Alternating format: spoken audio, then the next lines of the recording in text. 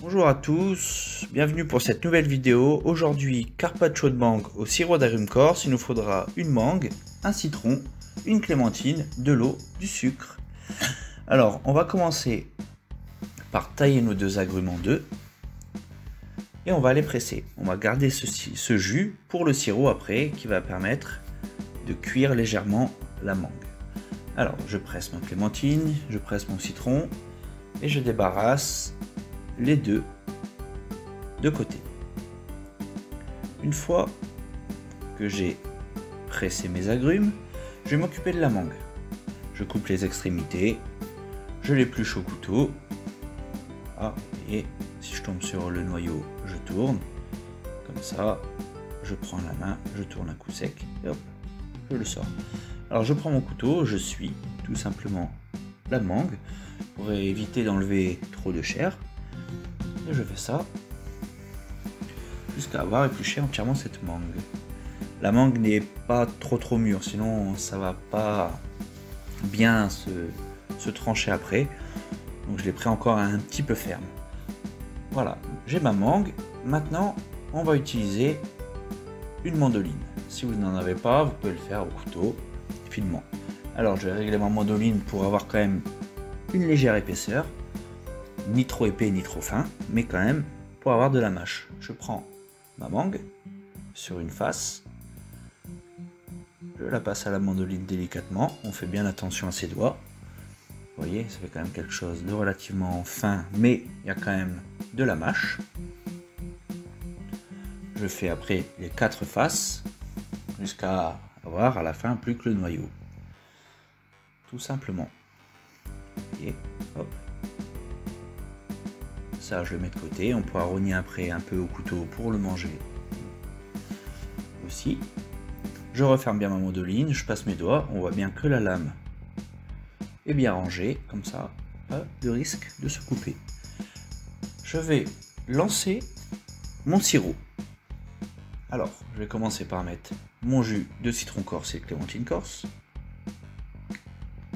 Je vais suivre avec mon eau.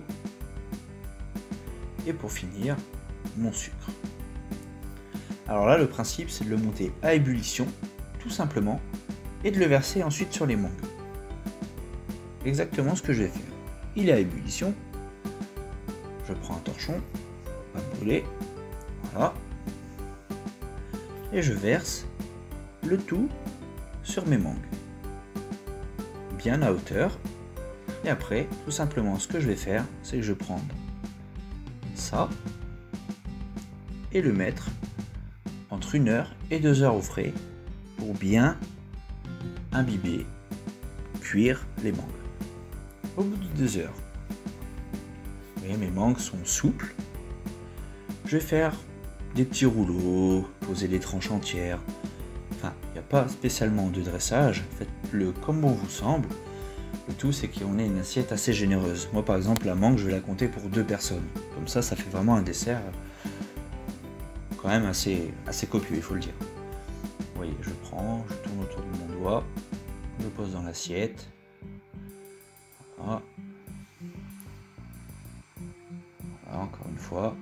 Vous voyez, je n'ai pas vraiment fait des formes ou un dressage défini rond ou vraiment quelque chose d'assez carré. Il faut vraiment faire quelque chose d'assez créatif, on va dire.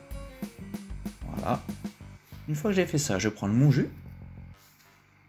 Je vais en mettre quelques cuillères. Voilà. Une petite dernière pour la route. Encore une. Voilà.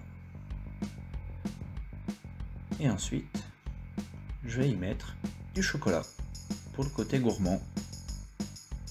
Alors je le passe en léger petit copeaux. Après, si vous voulez mettre des morceaux plus gros, vous pouvez le faire, hein, sans problème.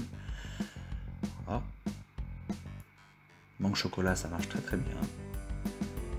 Et une fois que j'ai fait ça, c'est fini. Un petit coup sur les bords d'assiette et on est bon.